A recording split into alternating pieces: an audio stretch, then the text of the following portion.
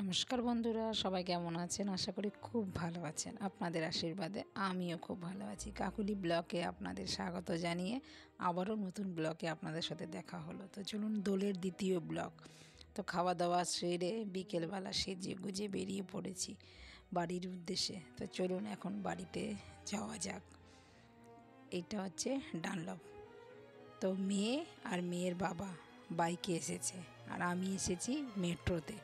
বাড়িতে চলে এসেছি, একটু চা টা খেলাম, অনেকটা সময় লাগলো, রাস্তাঘাট একদম ফাঁকা যেহেতু দোল। তো বন্ধুরা দেখুন, আমাদের ঠাকুরঘর, আমার মা পুজো দিয়েছে।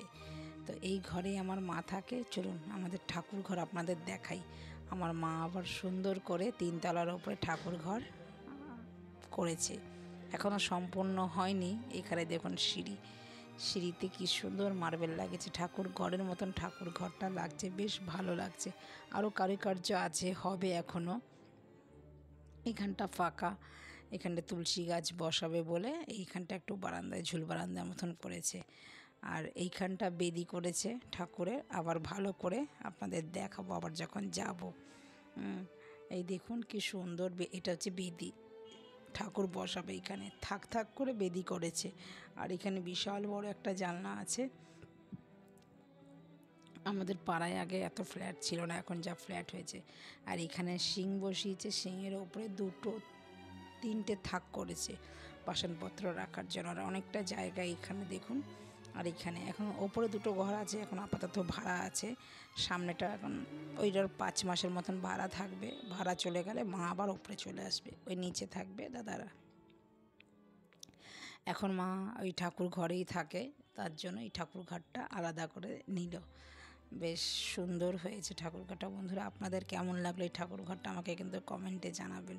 আমার সব দেখুন, এটা হচ্ছে ওই কীর্তন মা করলে চাতালটার মধ্যেও কি সুন্দর মার্বেল দিয়েছে, বেশ ভালো লাগছে। এগুলো টালি, মার্বেল না টালি, বেশ কিন্তু ভালো লাগছে, বেশ লাগছে। আমার তো খুব ভালো লাগছে, আপনাদের কেমন লাগছে সেটাও কিন্তু জানাবেন।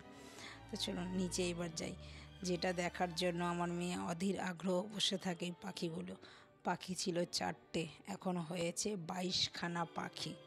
দেখেছেন কতগুলো পাখি, আর পাখির কালারগুলো কি সুন্দর হয়েছে। আর আমার মেয়ে তো নেওয়ার জন্য অস্থির হয়ে গেছে, মা বলছে তোকে দেব।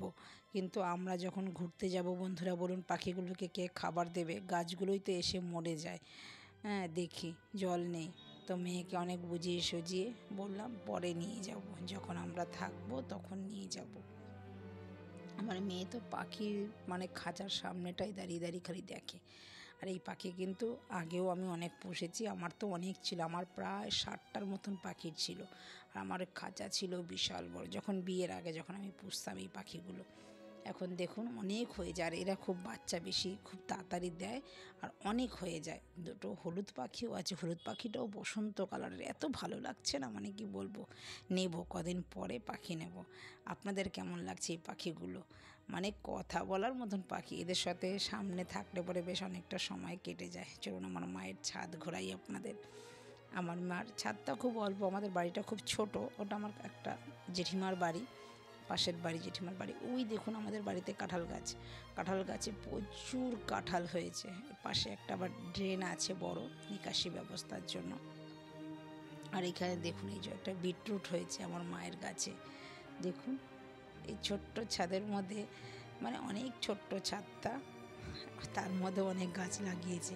আমরা সবাই একটু গাছ প্রেমী, আমার মাও। এখনও পরিষ্কার হয়নি সেইভাবে, সব বাড়িঘরে যেরকম কাজ চলছে, এখন এখানে সেখানে নোংরা। দেখুন এখানে লঙ্কা গাছ, লঙ্কা হয়েছে।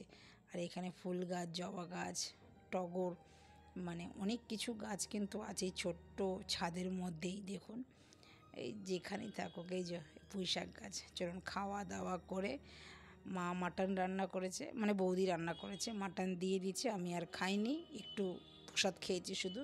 এবার আমরা বেরিয়ে পড়েছি মেয়েকে রেখে, মেয়ে 2 দিন থাকবে আর আমরা চলে আসছি। আর এই যে আমাদের ডানলপের মোড় দেখুন, একদম ফাঁকা, একটা লোক সেই রকম। এই ডানলপ প্রতিদিন বন্ধুরা আসলে পরে জ্যামে আপনাকে 10 থেকে 15 মিনিট দাঁড়াতেই হবে।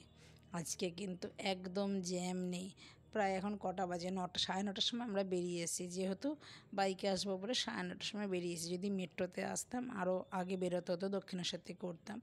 তো বাইকে বেশ চড়তে ভালোই লাগছে। অনেক দিন পর এরকম লং জার্নি একটা করছি।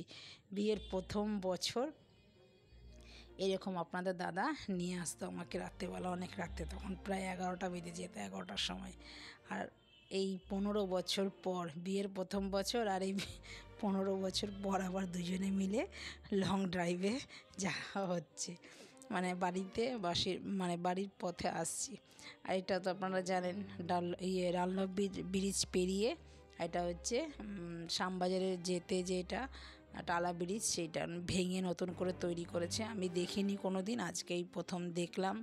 যেহেতু আমাদের মেট্রো করে যাওয়া হয়, আমাদের দেখা হয় না, আমি আজকে কিন্তু প্রথম দেখলাম।